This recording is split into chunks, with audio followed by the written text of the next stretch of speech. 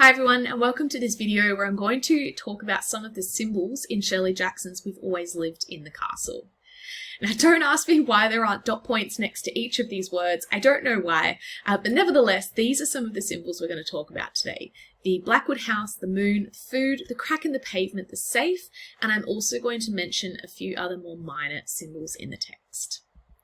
So let's look firstly at the Blackwood house itself and some of the symbols within the house as well.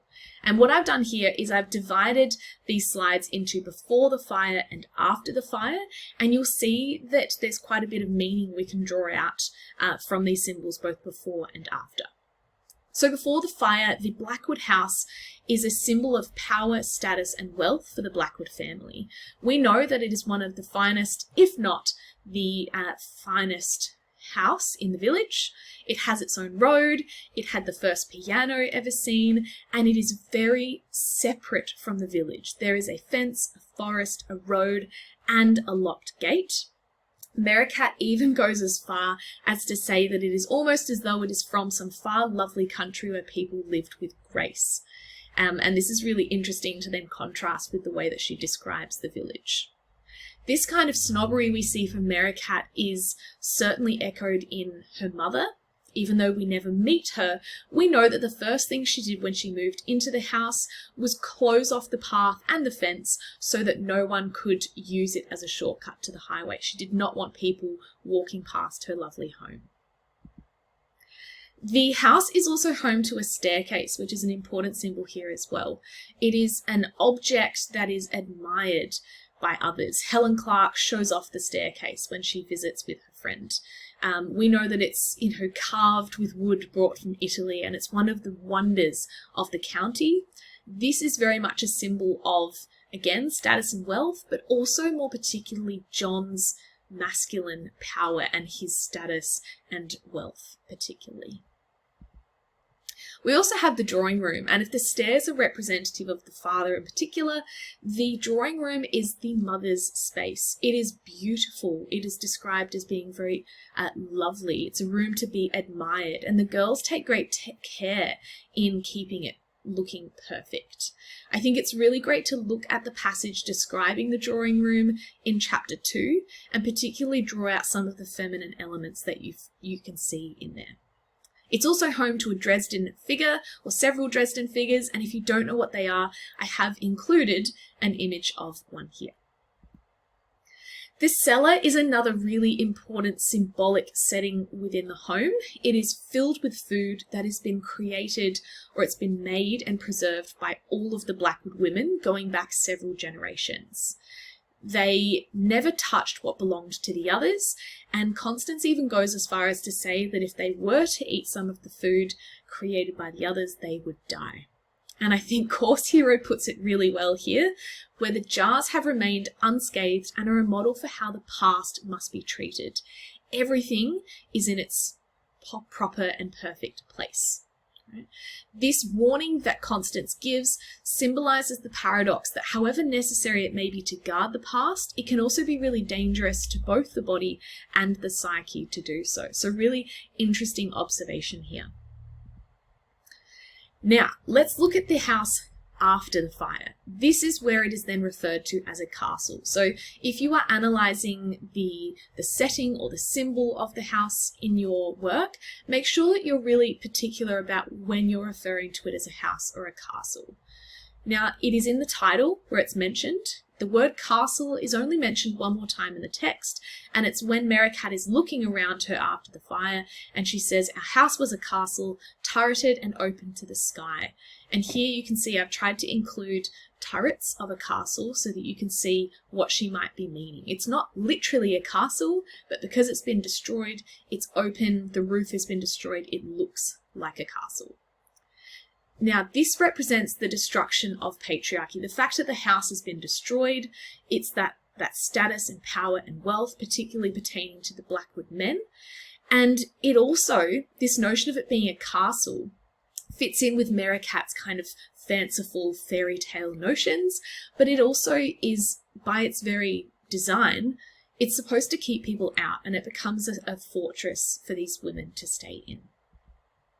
The staircase is also ruined. are in the fire, and Merricat has quite a few sections of the text where she describes the staircase after the fire and makes it very clear that there's nothing left. This also represents the destruction of the father and the patriarch of the family and all of the things that gave him status and power in the community. The mother's room is quite interesting in that it's not destroyed, but it is ransacked by the villagers. The sisters only visit it once after the fire. They make a point of going in that's described in a lot of detail, and then they never go in again. When they go in, Merricat sees the mother's portrait looking down on them graciously, and Constance places a Dresden figure that she found somehow untouched and kind of just laid gently in the grass. It is not broken. She places that on the mantle below the mother's portrait as a tribute.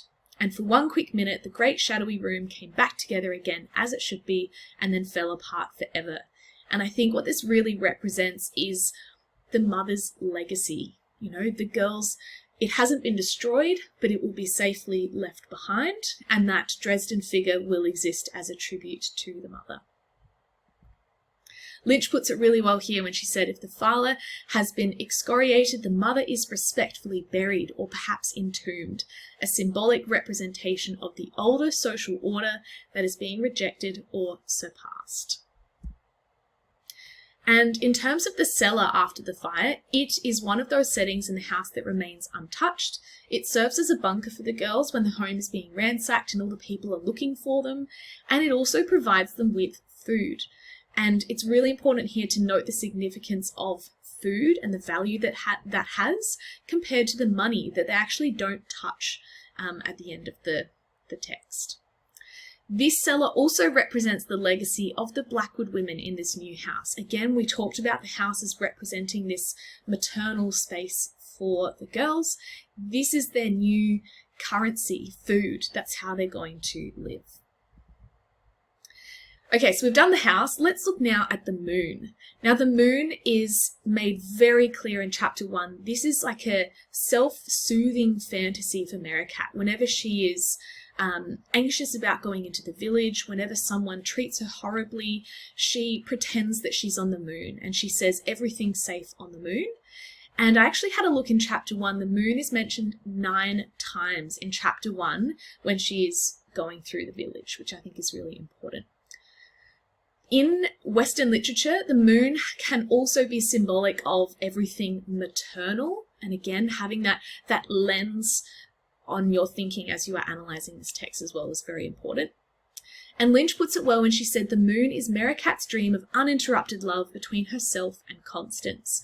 And so when they get to the end of the text and they're living by themselves together, they talk about it a lot as being like they're on the moon. We've finally reached the moon, and I told you would like it on the moon, just the two of us together.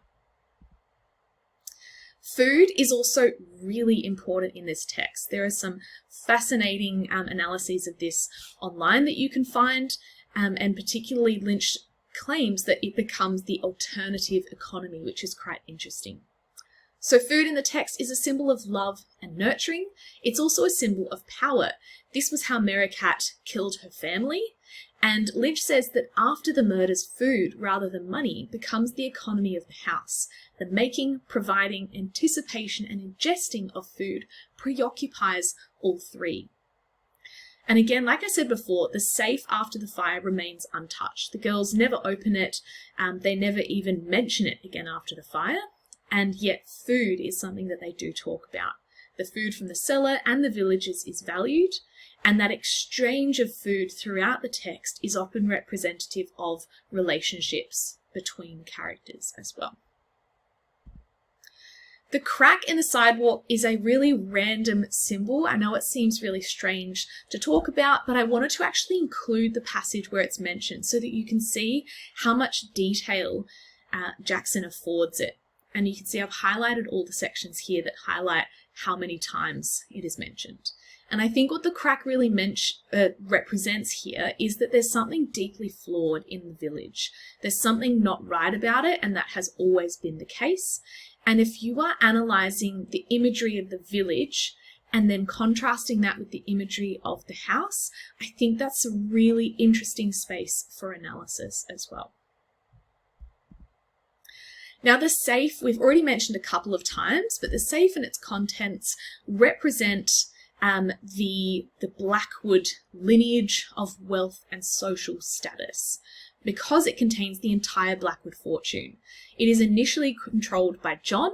We know that he doled out keys to certain members of the family, and it is desired by Charles, so very much valued by the men in the text. The sisters disregard its value. In fact, after the fire, they make a joke that, you know, it's funny that it's been left behind. They couldn't carry it. She touched it with her toe, and then the sisters never mention the safe again. Right?